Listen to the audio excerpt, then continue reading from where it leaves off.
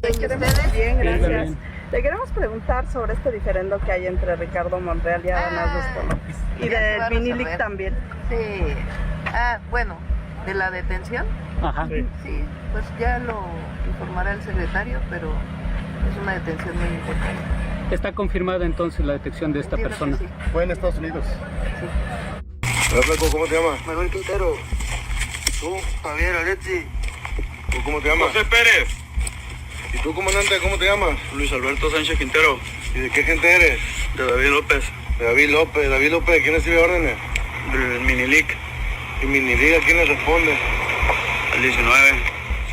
¿De gente de la María Fernanda? Así es. ¿Y qué pensaban que iba a estar pelado a meterse o qué? Pues no hizo fácil, va, pues. Valió verga, va. ¿Y cuánto le están pagando? La neta ni nos están pagando, compa. ¿Con puro hielito? Puro hielo. No, y ahí ya tenemos, nos van a dar otra patrulla, nos dijeron ya que agarramos más gente, pero nos van a meter otras 3 patrullas. No, y ahí ya tenemos, nos van a dar otra patrulla, nos dijeron ya que agarramos más gente, pero nos van a meter otras 3 patrullas. Violencia no cede en Sinaloa por tercer día consecutivo.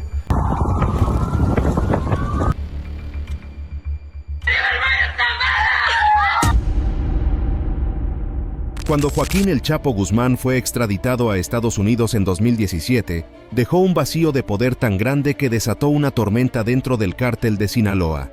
Era como quitarle el director ejecutivo a una de las corporaciones más poderosas del mundo, pero sin juntas de accionistas ni votaciones.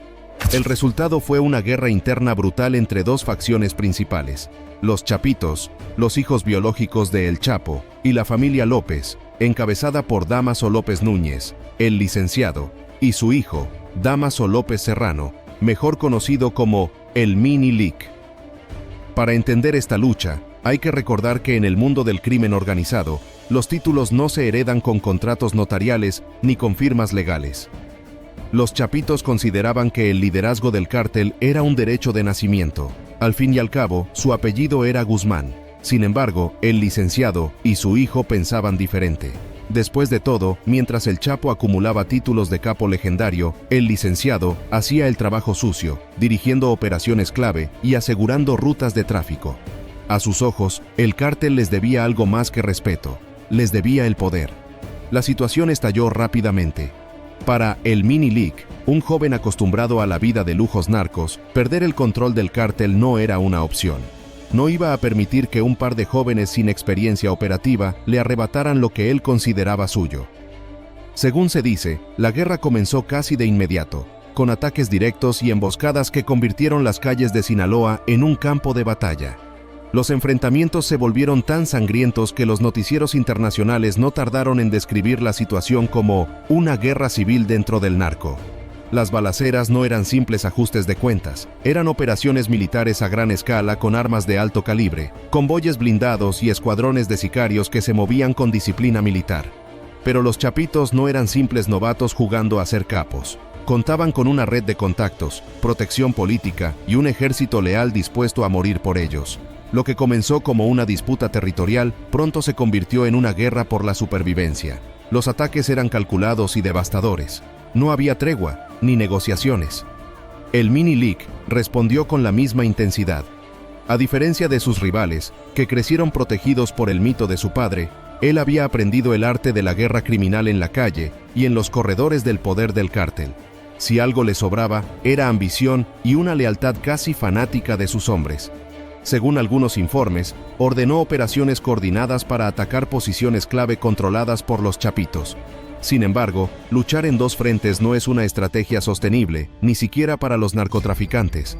Mientras el Minilic intentaba expandir su poder, también tuvo que enfrentarse a la facción de Ismael El Mayo Zambada, un veterano del crimen organizado que observaba la guerra interna con la paciencia de un cazador esperando a que sus presas se destruyeran mutuamente. Los rumores dicen que El Mayo prefirió mantenerse al margen, dejando que ambos bandos se debilitaran antes de hacer su jugada. Pero no fue solo El Mayo quien sacó provecho del conflicto. Las autoridades mexicanas también intervinieron, aprovechando el caos para realizar operativos y capturar a figuras clave del cártel. A medida que el conflicto avanzaba, las líneas se desdibujaron. Las traiciones y los acuerdos secretos se volvieron la norma. En más de una ocasión, se informó que sicarios de ambos bandos cambiaban de lealtad según quien pagara mejor o prometiera más protección. La guerra interna no solo desangró a Sinaloa, sino que también debilitó significativamente la estructura operativa del cártel. Sin embargo, para el Mini League, esta guerra no solo se trataba de territorio o poder, también era una cuestión de orgullo y legado familiar. Perder significaba desaparecer, y eso no estaba en sus planes. Pero enfrentarse a los Chapitos y al mismo tiempo desafiar a El Mayo Zambada resultó ser una jugada suicida. No era solo un enfrentamiento de fuerzas, sino una lección despiadada de que, en el mundo del crimen, los imperios no se construyen con nombres, sino con astucia y supervivencia. La lucha por el control del cártel de Sinaloa se volvió una de las guerras más documentadas del mundo criminal contemporáneo. Y aunque el Mini League luchó con todo lo que tenía, aprendió de la peor manera que, en el narcotráfico, la ambición sin límites siempre se paga con sangre, o con la cárcel. En el narcotráfico, la lealtad es una moneda tan inestable como una criptomoneda en crisis. Las alianzas que hoy parecen indestructibles se desmoronan con la misma rapidez con la que se firma un nuevo cargamento de drogas. Dámaso López Serrano, el Mini League, entendía esto mejor que nadie, pero aún así jugó una de sus cartas más arriesgadas: acusar públicamente a los Chapitos de traicionar a Ismael El Mayo Zambada, el capo veterano del cártel de Sinaloa. Para cualquiera familiarizado con la historia del cártel, esta acusación sonó como encender un fósforo en medio de una refinería. El Mini League afirmó que los hijos de El Chapo habían roto acuerdos clave con El Mayo, robando envíos de droga y orquestando ataques en territorios que, según el código no escrito del narco, debían estar fuera de los límites del conflicto interno. Era una movida peligrosa, especialmente considerando que El Mayo es una leyenda viviente del crimen organizado, conocido tanto por su astucia como por su capacidad de esperar el momento justo para atacar. Pero, ¿por qué hacer esta acusación? Algunos creen que el Mini League intentaba sembrar desconfianza entre los Chapitos y El Mayo, esperando que su enemistad los debilitara mientras él intentaba recuperar poder. Otros piensan que fue un grito desesperado por relevancia, una forma de permanecer en el juego cuando sus operaciones se estaban desmoronando. Mientras los rumores se esparcían, el conflicto interno en el cártel se volvió más complicado que una telenovela de traiciones y secretos familiares. Algunos informes sugieren que miembros clave de la facción de los Chapitos comenzaron a sospechar que El Mayo podría estar considerando cambiar de bando o, al menos, dejar que el Mini League sobreviviera lo suficiente para desestabilizar aún más la estructura de poder. Lo irónico es que, mientras tanto, el Mini League se convirtió en una especie de portavoz no oficial del cártel en algunos círculos mediáticos. Dio entrevistas y lanzó declaraciones que sonaban como comunicados de prensa corporativos, solo que en lugar de cifras financieras, hablaba de envíos de fentanilo y rutas de tráfico. Su objetivo parecía claro: proyectar una imagen de alguien que aún controlaba información clave y que podía negociar su supervivencia a través del poder de la palabra. Sin embargo, en el mundo del narcotráfico, hablar demasiado suele ser una sentencia de muerte. Para los Chapitos, esas declaraciones eran algo más que discursos estratégicos. Eran provocaciones abiertas, y la única respuesta aceptable era intensificar el conflicto. Según informes de inteligencia, las represalias no tardaron en llegar. Varias propiedades vinculadas a la familia de El Mini League fueron atacadas, y algunos de sus hombres de confianza desaparecieron misteriosamente. En este punto, las acusaciones públicas de traición comenzaron a sonar como un último intento desesperado por mantenerse relevante en un juego que claramente estaba perdiendo. Sin embargo, hay quienes argumentan que la estrategia de El Mini League no fue tan descabellada. Al presentarse como un justiciero dentro del cártel, alguien dispuesto a decir la verdad sobre sus enemigos, intentó reposicionarse como una figura más valiosa para las autoridades estadounidenses y menos peligrosa para sus enemigos internos. Fue una jugada arriesgada, casi suicida, pero en el narcotráfico, cuando no tienes poder militar suficiente, el arma más peligrosa puede ser la información. Las autoridades mexicanas y estadounidenses comenzaron a prestar atención a sus declaraciones, y algunos medios incluso especularon que el Mini League estaba tratando de negociar un acuerdo de cooperación para obtener protección o una sentencia reducida. Sin embargo, lo que él no pareció prever es que, en el mundo del crimen organizado, la memoria es larga y la paciencia corta. El Mayo no se dejó manipular tan fácilmente y mantuvo su distancia, observando cómo los Chapitos y el Mini Lic se desgastaban mutuamente. Los enfrentamientos continuaron y la guerra se volvió aún más sangrienta, pero algo quedó claro. El Mini Lic había subestimado el alcance de su propia estrategia. En un entorno donde los acuerdos se firman con balas y las treguas son tan frágiles como una promesa en la política, el Mini Lic descubrió que jugar con la información es tan peligroso como traficar con drogas. El precio de hablar de más es alto, y para él, esa factura estaba por llegar. Porque en el mundo del narcotráfico, cuando no puedes silenciar a tus enemigos, ellos te silenciarán a ti. Cuando se habla de secretos dentro del cártel de Sinaloa, uno se imagina acuerdos clandestinos, códigos de honor invisibles y operaciones llevadas con la precisión de un reloj suizo, o al menos eso quieren que creas. Sin embargo, Dámaso López Serrano, el Mini Lic, decidió que la mejor forma de mantenerse con vida era revelarlo todo. Y cuando decimos todo, es todo.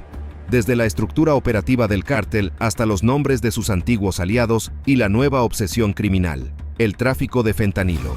Después de entregarse a las autoridades estadounidenses en 2017, el Mini Lic se convirtió en una inesperada fuente de información privilegiada. Mientras algunos de sus antiguos socios aún estaban asimilando su desaparición, él ya estaba cómodamente sentado frente a fiscales norteamericanos, compartiendo detalles que solo un capo de su nivel podía conocer. Lo que otros ocultaban como secretos de Estado, él lo entregaba en bandeja de plata, probablemente acompañado de un café de cortesía. Sus declaraciones comenzaron como un esfuerzo para salvarse de una sentencia de por vida, pero pronto se convirtieron en un manual completo sobre cómo opera el cártel de Sinaloa. Explicó cómo las rutas de tráfico estaban perfectamente organizadas desde México hasta Estados Unidos y cómo los cargamentos se transportaban utilizando métodos que harían que cualquier empresa de logística se sintiera avergonzada. Desde túneles subterráneos hasta aviones privados, su narrativa sonaba más a un guión de acción de Hollywood que a una confesión judicial. Sin embargo, lo más impactante fue su testimonio sobre el tráfico de fentanilo, la droga sintética más letal que ha alcanzado niveles epidémicos en Estados Unidos.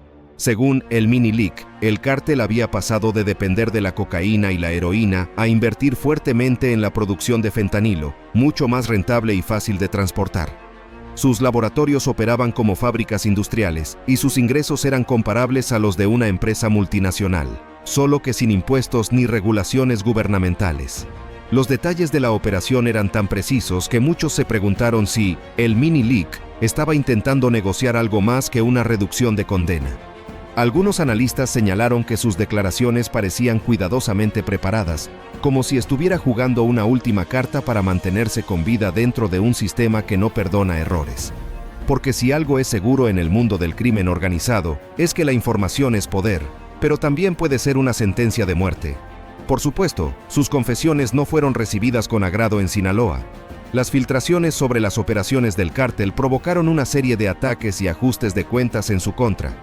Varios operadores leales a la familia de el Mini Lic fueron asesinados y algunas de sus propiedades fueron destruidas. El mensaje era claro: algunos secretos nunca debieron salir a la luz. Lo más interesante es que, a pesar de su cooperación, el Mini Lic también se aseguró de minimizar su propio papel dentro del cártel. Según él, no era más que un hijo que siguió a su padre y un empresario atrapado en circunstancias fuera de su control. Cualquier parecido con un guión de serie de televisión es pura coincidencia, o quizás no. Sin embargo, los fiscales no se dejaron engañar. Sabían que estaban frente a alguien que había dirigido operaciones multimillonarias y que ahora intentaba reescribir su propia historia.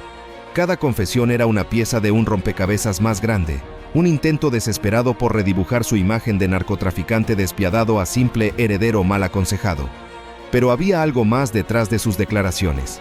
Algunos expertos sugieren que el Mini Lic también estaba enviando un mensaje oculto a sus antiguos enemigos.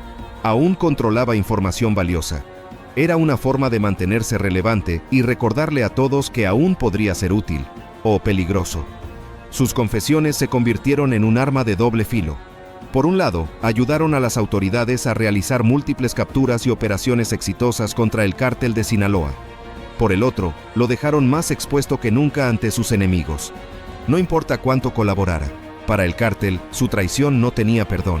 En última instancia, el Mini Leak terminó siendo un ejemplo perfecto de cómo el crimen organizado maneja la lealtad. Te respaldan mientras eres útil y te destruyen cuando ya no lo eres. Para él, la realidad fue aún más cruda. El hombre que alguna vez manejó millones de dólares en cargamentos de droga, ahora enfrentaba una posible cadena perpetua, reducido a un número más en el sistema penitenciario de Estados Unidos. Y todo porque decidió que algunos secretos estaban hechos para ser contados, aunque probablemente debería haberse callado algunos.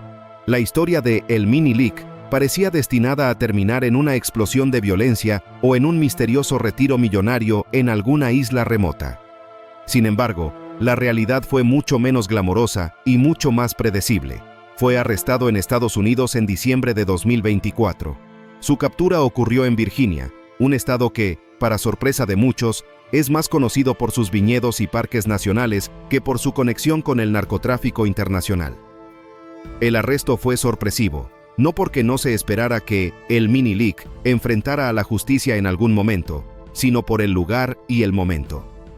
Después de todo, desde que se entregó a las autoridades estadounidenses en 2017, se creía que había decidido cooperar y abandonar el negocio. Pero, como suele suceder en estas historias, resulta que nunca dejó del todo su vida criminal.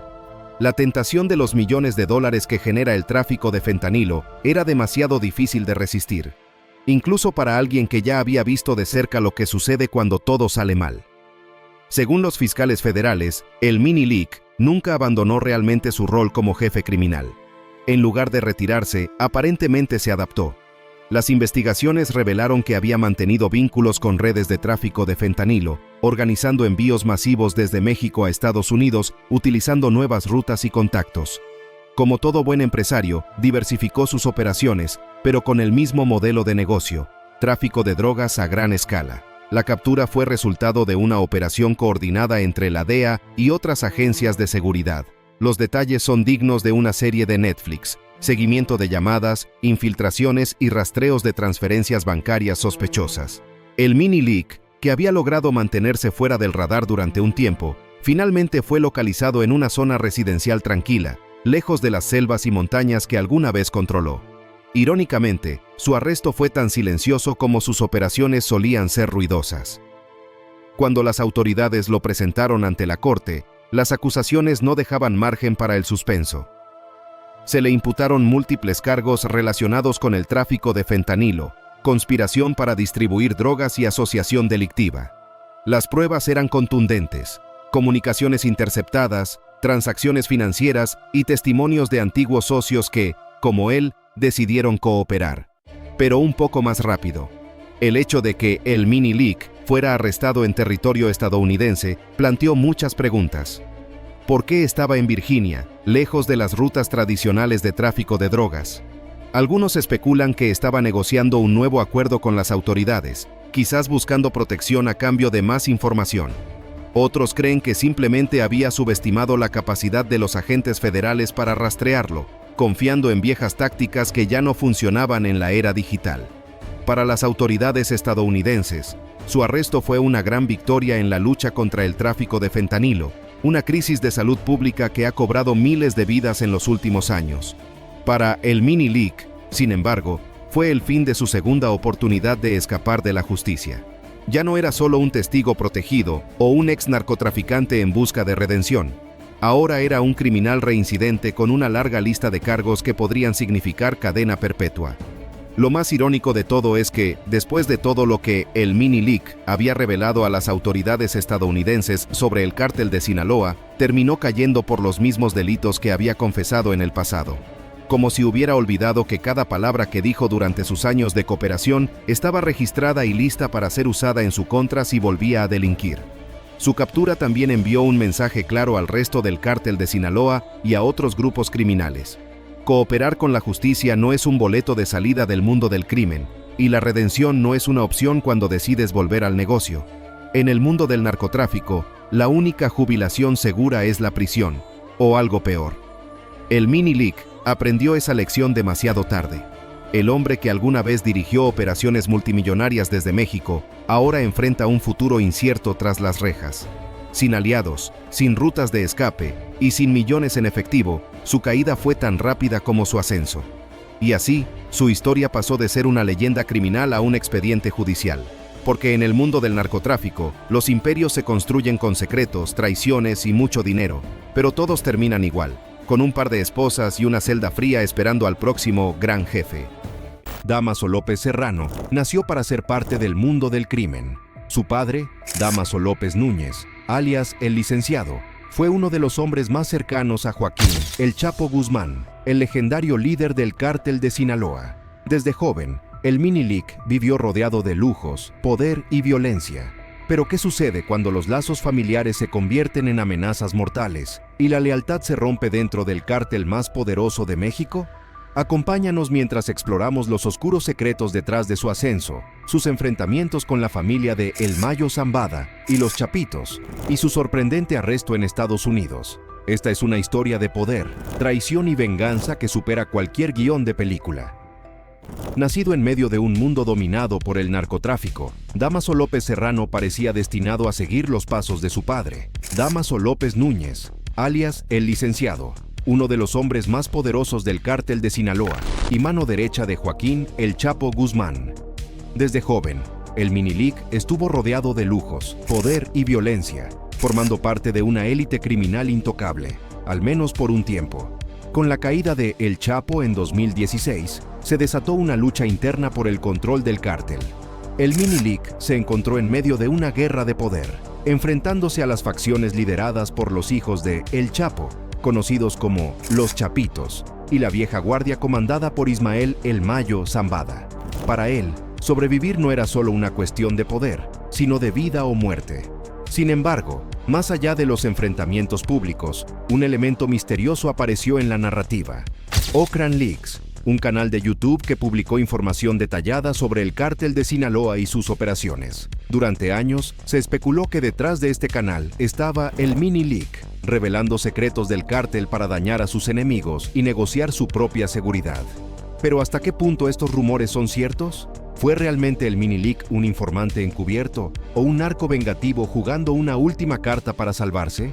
Acompáñanos mientras exploramos los oscuros secretos detrás de su ascenso, sus enfrentamientos con la familia de El Mayo, Zambada y los Chapitos, y su sorprendente arresto en Estados Unidos. Esta es una historia de poder, traición y venganza que supera cualquier guión de película.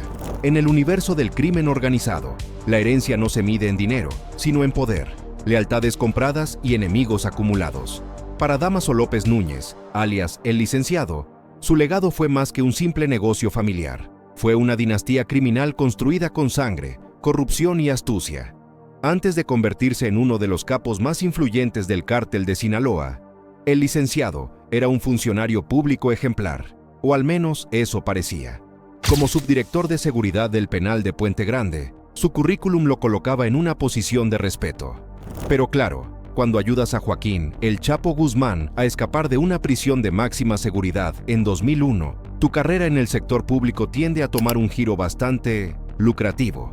Su participación en esa fuga no solo le ganó la gratitud eterna de El Chapo, sino también una posición privilegiada dentro del cártel de Sinaloa. Se convirtió en uno de los hombres de confianza del capo, manejando operaciones clave de tráfico de drogas y lavado de dinero. Mientras algunos se conforman con bonos anuales, el licenciado recibió cargamentos enteros de cocaína y millones de dólares en efectivo. Pero como toda historia de poder, el equilibrio es frágil. Cuando El Chapo fue capturado por última vez en 2016, el licenciado vio una oportunidad de oro. Con su jefe fuera del juego, su ambición lo llevó a intentar consolidar el control del cártel, algo que no cayó muy bien a los hijos del Chapo, conocidos como los Chapitos.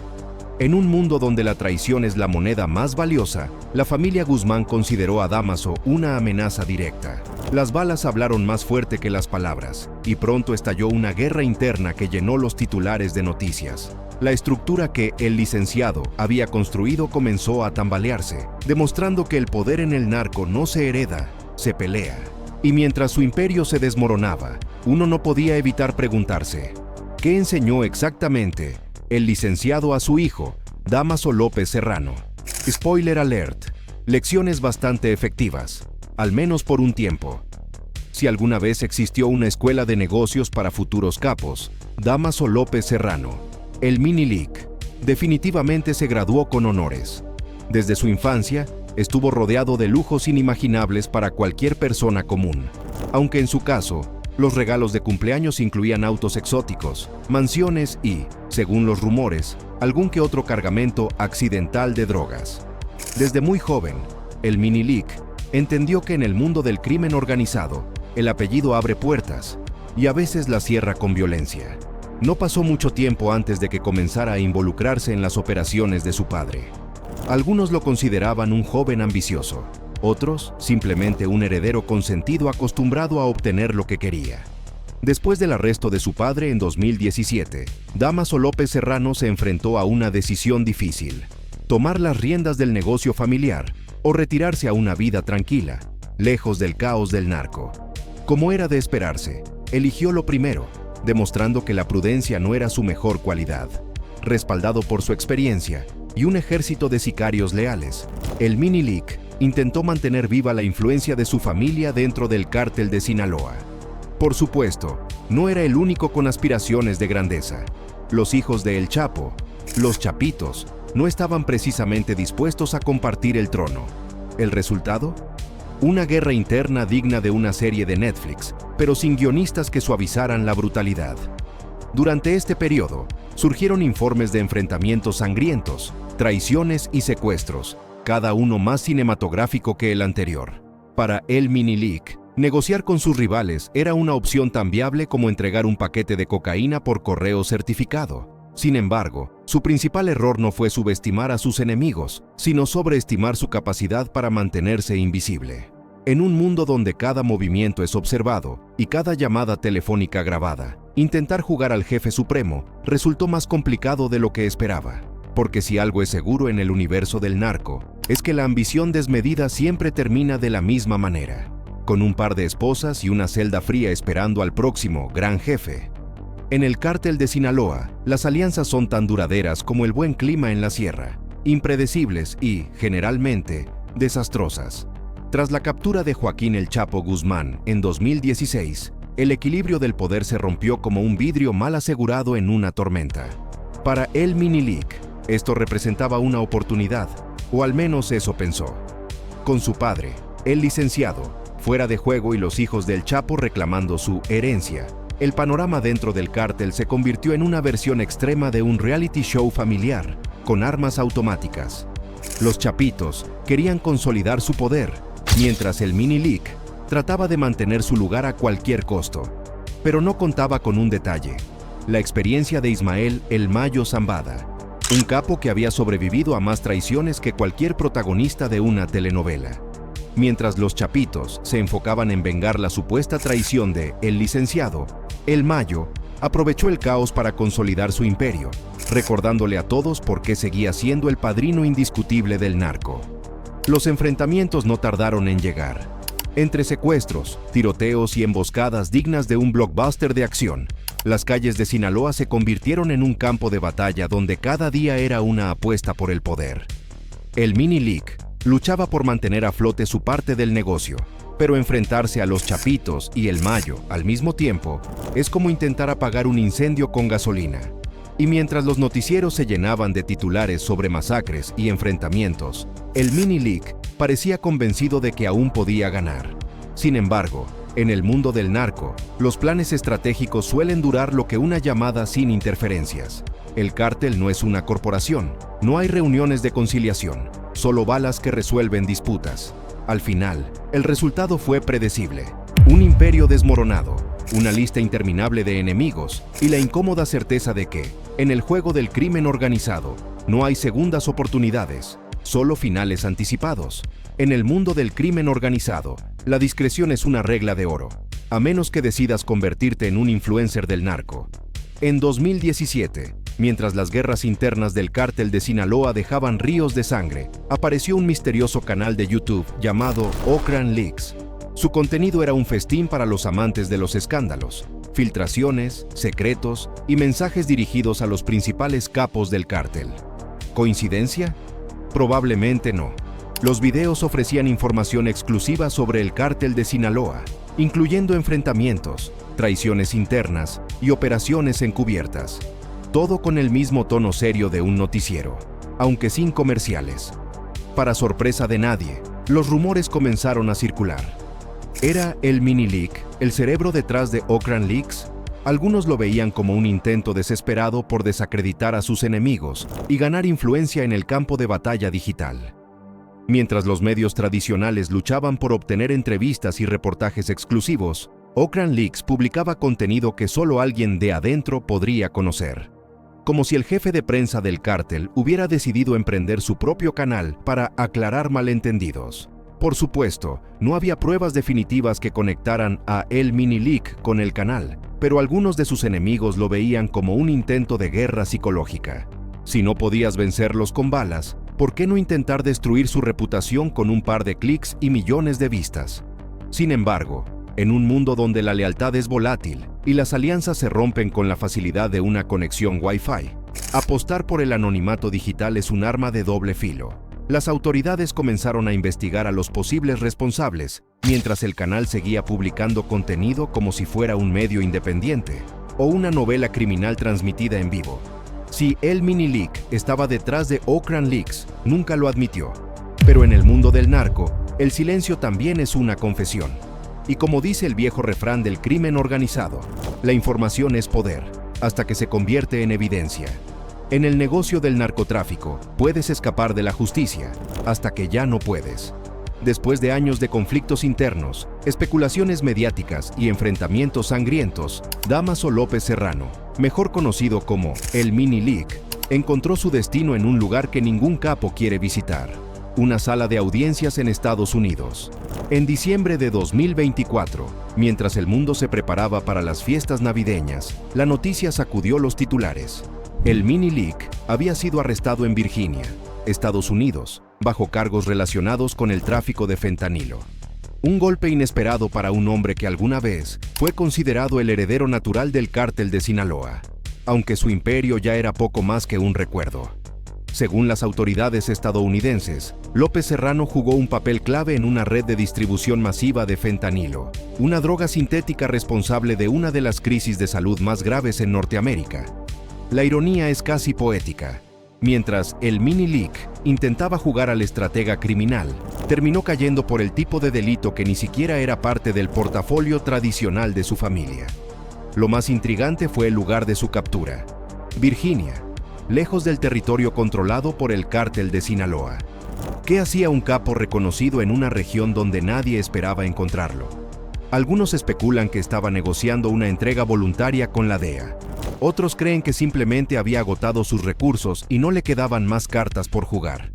Lo que es seguro es que no fue un arresto común, sino el capítulo final de una carrera criminal marcada por la ambición desmedida y decisiones que rozaban lo absurdo. Durante su comparecencia en Estados Unidos, se le imputaron múltiples cargos relacionados con el tráfico de drogas y el crimen organizado. Los fiscales lo describieron como un elemento clave en la expansión del tráfico de fentanilo hacia territorio estadounidense, acusación que él, por supuesto, negó rotundamente. Después de todo, admitirlo no suele ser una estrategia legal recomendada. Mientras tanto, los medios se preguntaban si López Serrano intentaría negociar algún tipo de acuerdo con el gobierno estadounidense. Después de todo, su familia era un cofre lleno de secretos del cártel, información que las autoridades seguramente estarían dispuestas a intercambiar por una sentencia reducida. En el mundo del narcotráfico, la información es tan valiosa como la mercancía misma. Sin embargo, para alguien que supuestamente había filtrado datos a través de Okran Leaks, resulta irónico imaginarlo ahora en la posición de un posible informante oficial. El hombre que supuestamente usó YouTube para exponer a sus enemigos, ahora podría terminar haciendo declaraciones oficiales, pero en una sala de interrogatorios. Su arresto marcó el fin de una saga de traiciones, violencia y ambiciones frustradas. Para algunos, fue el cierre de un capítulo violento en la historia del cártel de Sinaloa. Para otros, solo una escena más en el interminable guión del narcotráfico en México. Porque si algo es seguro es que, aunque los personajes cambien, la historia siempre se repite. Dámaso López Serrano, el Mini Leak, pasó de ser un joven ambicioso con conexiones poderosas a un prisionero más en el sistema penitenciario estadounidense. Su arresto en Virginia demostró que ni siquiera los herederos de los imperios criminales más temidos están a salvo de la justicia, especialmente cuando dejan demasiados cabos sueltos. Porque en el mundo del crimen organizado, puedes escapar de la justicia 1, 2, quizás 3 veces, pero nunca para siempre. En el universo del crimen organizado, pocos llegan al final de su carrera con vida, y aún menos lo hacen sin terminar tras las rejas. La historia de Dámaso López Serrano, el Mini League, es un recordatorio de que incluso aquellos que parecen destinados a heredar un imperio pueden perderlo todo, especialmente cuando cometen errores tan evidentes como los suyos. Durante años, el Mini League fue una figura temida y a la vez caricaturizada dentro del cártel de Sinaloa. Era el hijo privilegiado de un capo poderoso, criado en medio del lujo y acostumbrado a mandar sin que nadie le cuestionara. Pero en el despiadado mundo del narcotráfico, el linaje solo te lleva hasta cierto punto. Después, todo depende de cuán hábil seas para sobrevivir, y él, evidentemente, no fue lo suficientemente bueno. Desde los días en que se le consideraba el heredero legítimo de su padre, hasta su captura en Estados Unidos, su carrera fue un desfile constante de decisiones cuestionables. Intentó enfrentarse a los Chapitos, competir con el Mayo Zambada y hasta, según se sospecha, lanzar su propia campaña de desprestigio a través de Oakland Leaks. Quizás pensó que jugar a ser un estratega del siglo XXI lo salvaría, pero el crimen organizado no es precisamente un mercado de redes sociales. Su error más costoso fue sobreestimar su capacidad para mantenerse irrelevante después de perder el control de su territorio. En el mundo del narco, desaparecer es un arte que pocos dominan, y el Mini League claramente no estaba en esa lista. Intentó ser muchas cosas: un capo respetado, un negociador astuto y, según algunos, hasta un influencer criminal. Al final, solo fue una pieza más en un tablero de ajedrez que otros jugaban mejor. ¿Fue su caída inevitable? Probablemente. Las guerras internas que desató con su ambición fueron suficientes para asegurarse de que ningún bando confiara en él. Ni los hijos de El Chapo, ni la vieja guardia de El Mayo Zambada estaban dispuestos a tolerar a un rival que ya había demostrado ser impredecible. En el narcotráfico, la estabilidad es una ilusión, y cualquier amenaza suele ser respondida con balas, no con correos diplomáticos. Tras su arresto en Estados Unidos, algunos se preguntaron si el Mini League se convertiría en un informante a cambio de una reducción de condena. Después de todo, su familia acumuló secretos dignos de una serie de Netflix de 10 temporadas. Sin embargo, hasta ahora, su silencio ha sido tan sólido como su caída, definitivo y contundente. Para el cártel de Sinaloa, su arresto fue simplemente otro episodio en una saga interminable. En un mundo donde los líderes caen y son reemplazados con la misma rapidez con la que se envía un mensaje encriptado, su destino no fue ni el primero ni el último. El crimen organizado no conoce de finales felices ni de retiros tranquilos, solo de capítulos cerrados abruptamente. Sin embargo, su historia deja una lección que pocos en el mundo del narco parecen aprender. El poder sin estrategia es una sentencia de muerte. El Mini League tenía la sangre, la historia y el apellido para llegar lejos, pero no la astucia para mantenerse en la cima. En un mundo donde cada error es una oportunidad para tus enemigos, cada mala decisión es como firmar tu propia sentencia. Hoy, Dámaso López Serrano está tras las rejas, con un legado marcado por la violencia, la traición y el fracaso. Su vida es ahora un archivo judicial y un recordatorio de que el poder en el crimen organizado es tan efímero como peligroso, porque al final, el destino de el Mini League no fue decidido por sus enemigos ni por la ley, sino por su propia incapacidad para jugar un juego que siempre exige más de lo que uno puede ofrecer. Y así termina la historia de Dámaso López Serrano, el Mini League. Un capo que pensó que podría reescribir las reglas del narcotráfico y terminó siendo una advertencia viviente para quienes crean que el poder heredado es suficiente para sobrevivir.